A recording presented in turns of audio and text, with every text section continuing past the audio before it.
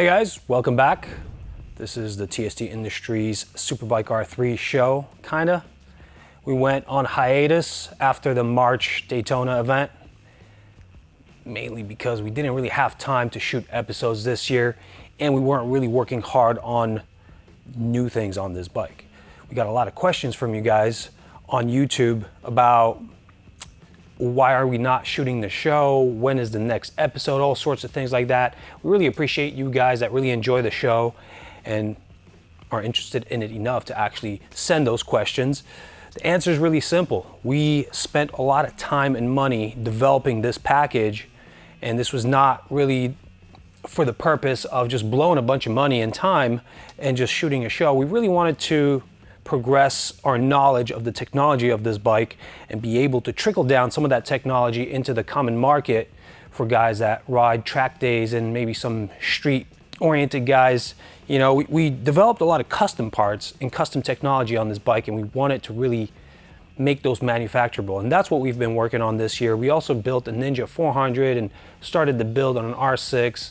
Those of you guys that are really following our channel, you know that we started a little show about that, but we never really got anywhere. Again, this season got very busy, and we wanted to make good on the technology that we already developed. So that's what we were working on this season, and soon enough, you guys will be able to go to our website, tstindustries.com, and purchase some cool parts that will be bolt-on performance upgrades that are not really commonplace in the market right now, and you'll have access to components that are backed by real life results. Anyway, that's all I have to say about why we were gone for a while.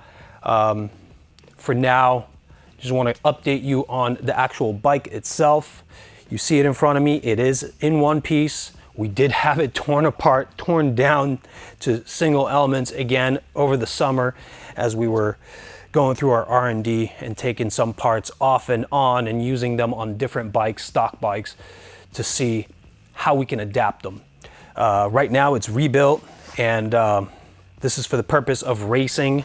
Obviously this is a race bike, it's purpose built. I will not be racing it anytime soon, but we do have Alex Ferreira who rides for us, and we give him a bunch of bikes and he just always makes good with them. So let's see what he can do. CCS and ASRA are putting on the Race of Champions again at Daytona International Raceway.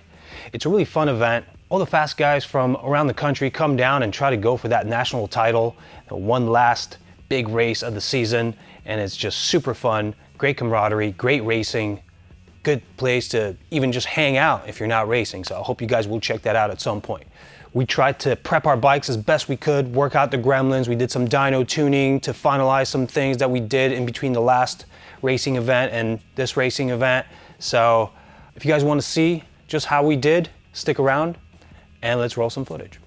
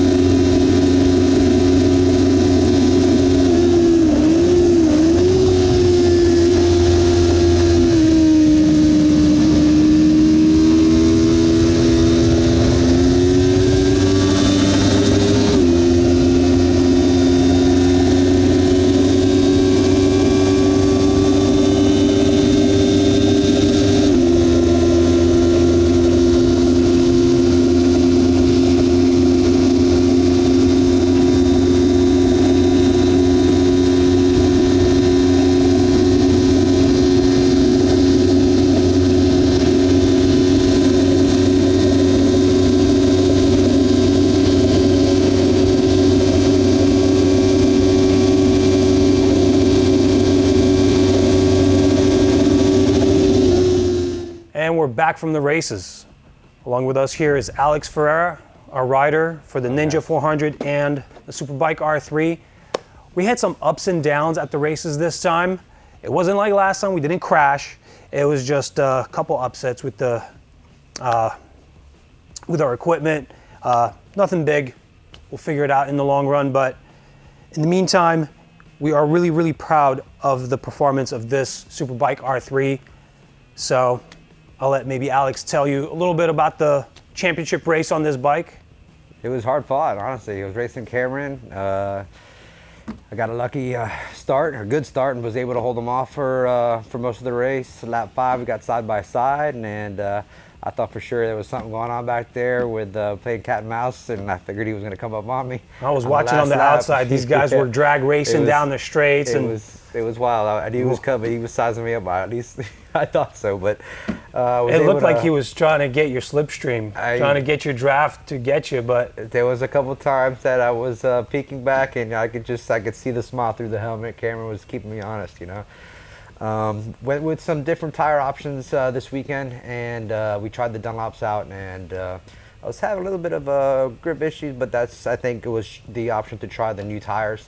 And we didn't have much time trying the different setups with these tires. Session, honestly, give him a setup based on what we know about his Bridgestones that he runs, and we're kind of trying to dial it in. Sort of ran out of time before the race, so he did his best he could on these tires that he doesn't know well.